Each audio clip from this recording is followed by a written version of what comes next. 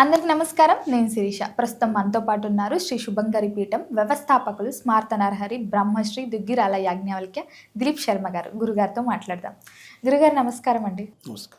గురుగారు, చూస్తుండగానే 2025 సంవత్సరం అయిపోయింది. 2026 ఆంగ్ల నూతన సంవత్సరానికి వచ్చేసాం. ప్రతి ఒక్కరికి ఉంటుంది మా రాశి వారికి ఎలా ఉంటుంది, ఎలాంటి జాగ్రత్తలు తీసుకోవాలి అని. సో ముఖ్యంగా చూసుకుంటే మరి కన్యా రాశి వారికి 2026 సంవత్సరం ఎలా ఉంటుందంటారు, ఎలా కలిసి వస్తుందంటారు? ఆర్థిక పరంగా, ఆరోగ్యపరంగా ఎలాంటి జాగ్రత్తలు తీసుకోవచ్చు అంటారండి? ఓం శుభంకర్యే నమః. కన్యారాశి వారికి 2026-27 సంవత్సరంలో ఆదాయం 8, వ్యయం 11, రాజ్యపూజ్యం 3, అవమానము కూడా 3.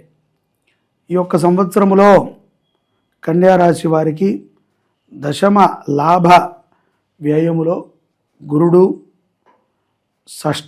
షష్టమ స్థానములో రాహువు, సప్తమ స్థానములో శనేశ్వరుడు, వ్యయ లాభస్థానాలలో కేతువు సంచారంలో ఉన్నారు. సో వీటి యొక్క గోచారవృత్యా ప్రభావముల చేత రియల్ ఎస్టేట్ రంగంలో ఉన్నటువంటి కన్యారాశి వారికి చాలా చక్కగా ఉంటుంది. వారు చాలా చక్కగా సంపాదించుకోగలుగుతారు. అలాగే ఆర్థికపరమైనటువంటి లాభాలని కూడా వీళ్ళు చూస్తారు. అలాగే చాలా గుర్తింపుకు తగ్గ విధంగా ప్రాజెక్టులను కూడా వీళ్ళు చేయగలుగుతారు. ఇక నార్మల్ ఉద్యోగస్తుల్లో మనం చూసినట్లయితే కనుక కొంత కోపాన్ని ప్రదర్శిస్తూ ఈ యొక్క ప్రథమార్థములు అంటే జనవరి నుంచి ఒక 6-7 మాసాల పాటు కోపంతోనే ఉద్యోగం నడిపేస్తారు. ఏదో ఒక రోజు ఏదో ఒక రకమైన టెన్షన్. కోపము అంటే అంతే, ఏదో వాడు చేయలేదనో, లేకపోతే ఈ కన్యారాశిలో ఉన్నటువంటి ఎవరైతే ఉన్నారో వారు ఏదైనా కొంచెం బాధ్యతాపరమైనటువంటి వృత్తిలో ఉంటే, వారి కింద ఎవరైనా పనిచేస్తుంటే ఎవరూ చేయట్లేదు ఇక మనం చేయాల్సిందే అని అటు వాళ్ళని తిట్టలేక ఇటు వీళ్ళని అనలేక కొంత ఇబ్బందులు పడుతున్నటువంటి వాతావరణంలో మనం చూడవచ్చు. అయినప్పటికీ కొంత ఇబ్బందికరంగా ఉద్యోగాన్ని నడిపిస్తారు. ఈ మిడిల్ ఏజ్లో ఉన్నటువంటి వారు 35 నుంచి 45 వయసు మధ్యలో ఉన్నటువంటి వారికి షుగరు, హై బీపీ ఇటువంటి సమస్యలు కూడా ఉద్యోగపరంగా వస్తాయి. సో ఇక్కడ స్త్రీలు ఎవరైతే కనుక ఆడవాళ్ళు ఉన్నారో వాళ్ళు వాళ్ళ యొక్క ఉద్యోగాల రీత్యా కానీ, వాళ్ళ యొక్క సాంసారిక రీత్యా కానీ, వాళ్ళకున్నటువంటి ఒత్తిడితో కూడుకున్నటువంటి ఈ యొక్క ప్రథమార్థాన్ని వాళ్ళు కొంత లావిష్గానే గడిపేస్తారు. ఏదో రకంగా ఆల్టర్నేటివ్ చేసుకుంటూ ముందుకి వెనక్కి తోసుకుంటూ దాన్ని నడిపేస్తారు. కానీ పురుషులు ఈ యొక్క ప్రథమార్థంలో కొంత జాగ్రత్తగా ఉండాలి. ఈ మొదటి 6 మాసాలు మాత్రం కొంత ఏడిపించుకు తింటుంది ఉద్యోగంలో. ప్రెజర్ అంటారు కదా, చాలామంది అంటుంటారు కదా, జాబ్ ప్రెజర్ చాలా ఉంది. పైకి అలా కనబడరు కానీ మరి ఆ ప్రెజర్ ఏముంటుంది ఏంటి అంటే, ప్రాజెక్ట్ అండి మేము చెప్పాలి, పై అధికారులు తిడతారు, పాపం దాన్ని బయటికి చెప్పుకోలేరు, ఇటు ఇంటికి వచ్చి నవ్వుతూ ఉండాలి. టార్గెట్స్ అని కూడా ఉంటుంటాయి. టార్గెట్స్ అనేవి కూడా ఉంటాయి. కాబట్టి అటువంటి ఒత్తిడి అయితే కన్యారాశి వారికి కనబడుతుంది. వ్యాపారస్తులకి కూడా సదరు జరిగినటువంటి 2025 కంటే 26 చాలా బాగుండబోతోంది. అలాగే కొత్త కొత్త ప్రాజెక్టులను చేస్తారు. కొత్త నిర్ణయాలని, చాలా కొంత సాహసోపేతమైనటువంటి నిర్ణయాలనే వీళ్ళు తీసుకుంటారు అని మనం అనుకోవచ్చు. ఇక్కడ ప్రత్యేకంగా మనము కొన్ని మీద శ్రద్ధలు పెట్టుకోవాలి. ఆ ప్రత్యేకమైనటువంటి విషయాలు ఏమిట్రా అంటే, మనం అప్పు ఇవ్వకూడదు, అప్పు తీసుకోకూడదు.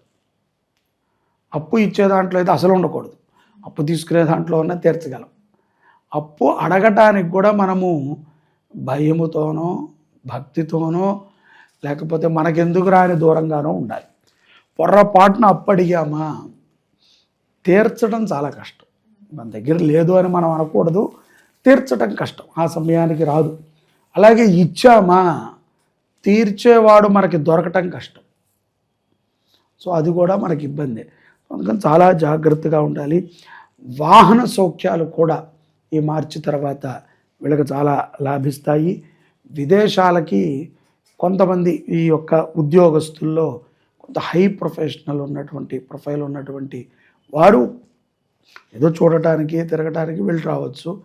ఉద్యోగపరంగా విదేశాల్లో స్థిరపడాలనుకున్నటువంటి వారికి కొన్ని కష్టాలు ఉంటాయి. ఎందుకంటే గురుడు బాగున్నప్పటికీ శని లాభస్థానంలో లేకపోవడం చేత ఊరికి అటు ఇటు తిప్పి గ్రైండర్ లాగా చివరికి ఒక దగ్గర ఆపుతాడు. మయ్యా అనుకునేటప్పుడు మళ్ళీ గ్రైండర్ చర్రని తిప్పుతాడు. అందుకని ఏంటంటే ఆ ప్రెజర్ బాగా ఉంటుంది.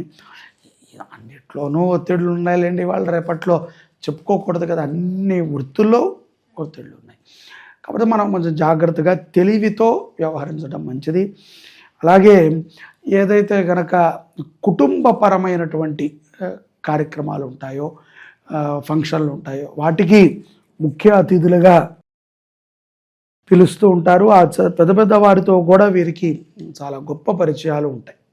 సో అందుకని కుటుంబ పరంగా కూడా ఆహ్లాదంగా గడుపుతారు.